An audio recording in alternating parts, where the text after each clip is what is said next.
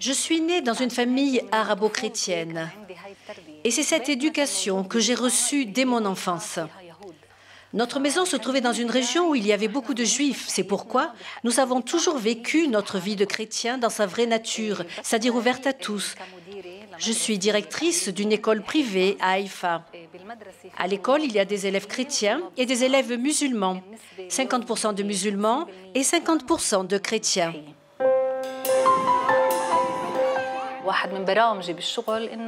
L'un de mes objectifs est de développer le dialogue, parce qu'il n'est pas très bien perçu dans la société.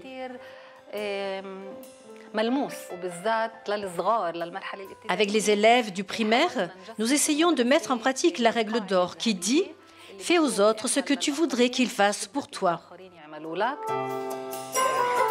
Je suis en relation étroite avec le directeur d'une autre école, un musulman.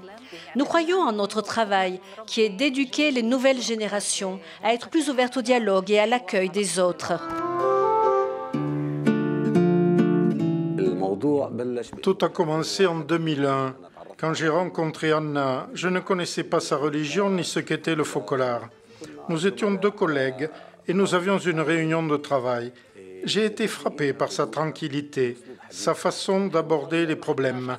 Nous n'avons pas parlé de dialogue. C'était déjà du dialogue, une conversation qui donnait envie de mieux se connaître.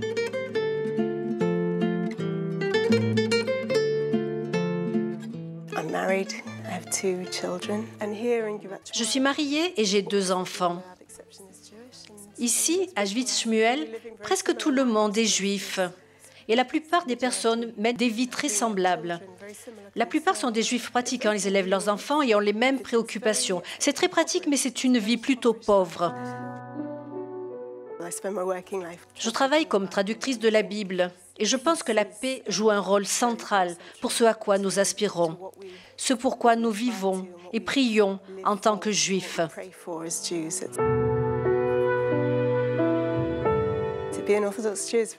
Être juif orthodoxe, c'est une question difficile, parce que c'est ainsi que j'ai toujours vécu.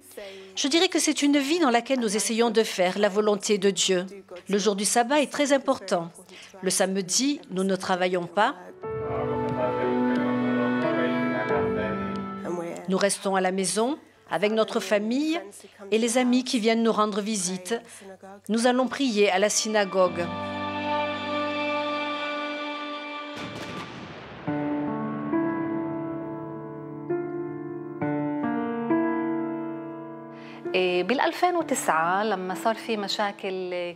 En 2009, lors des affrontements à Gaza, est née l'idée d'une soirée de prière entre juifs, musulmans et chrétiens.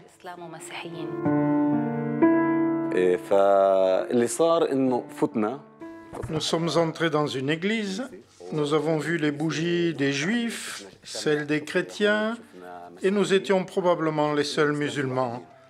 Quelqu'un était en train de filmer. Cela signifiait que les gens allaient me voir. Un musulman d'un village arabe avec des chrétiens et des juifs, qu'allait-il dire de moi? Au cours de cette rencontre, nous n'avons pas parlé de dialogue. Nous avons seulement prié et ça s'est arrêté là. Le saut de qualité s'est produit en Italie, à Rome, où nous avons rencontré des personnes de différentes religions. Et la chose la plus étrange a été de rencontrer là des juifs qui vivaient près de chez moi. Mais là, je les voyais de façon différente. Un soir, j'ai retrouvé Jessica au dîner. Elle était assise à la même table que moi. Imaginez le dilemme que je vivais. Est-ce que je devais être le premier à parler? Allait-elle commencer elle? Comment me voyait-elle? Comme un arabe, un palestinien ou un juif?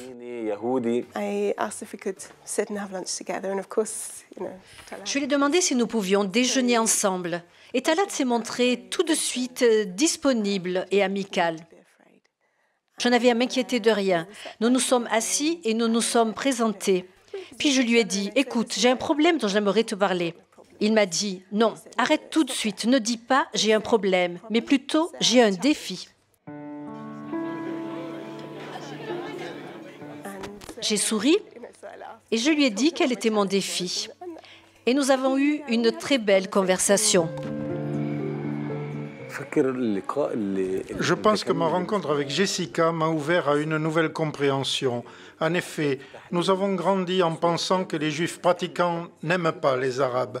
Il y avait alors un mur qui nous empêchait de communiquer avec eux. Mais désormais, ce mur est tombé.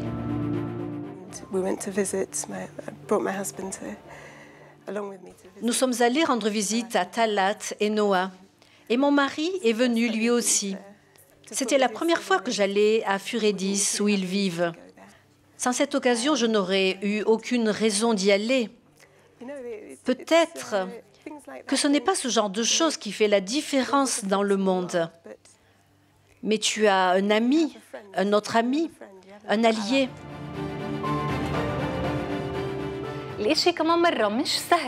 Les choses ne sont pas toujours faciles, mais si nous nous entraînons à voir nos ennemis avec des yeux toujours neufs, je pense que l'amour devient contagieux et que certainement quelque chose changera.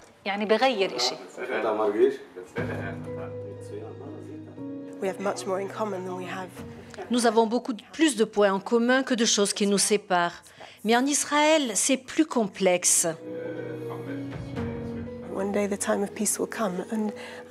Un jour, la paix viendra. Je pense que dialoguer signifie maintenir le feu allumé, maintenir vivante la paix. Ainsi, le moment venu, nous saurons que faire. Et nos enfants sauront. Je mentirais si je disais que je suis toujours en paix, en particulier lorsque je me trouve dans de telles situations. Peut-être qu'ici, à Haïfa, vivre ensemble est plus facile et donc nous ne ressentons pas tellement le problème. Mais quand on sort et qu'on regarde la télé, on a immédiatement envie de juger, mais j'essaie de ne pas me laisser conditionner. Peut-être que Dieu veut que je sois un instrument. Chiara a commencé alors qu'elle était jeune et tu vois jusqu'où elle est arrivée. Elle est arrivée même ici à Fureidis. Elle est arrivée dans le monde entier. Alors, comment puis-je perdre l'espérance? Nous ne verrons peut-être pas la paix de notre vivant, mais elle arrivera certainement.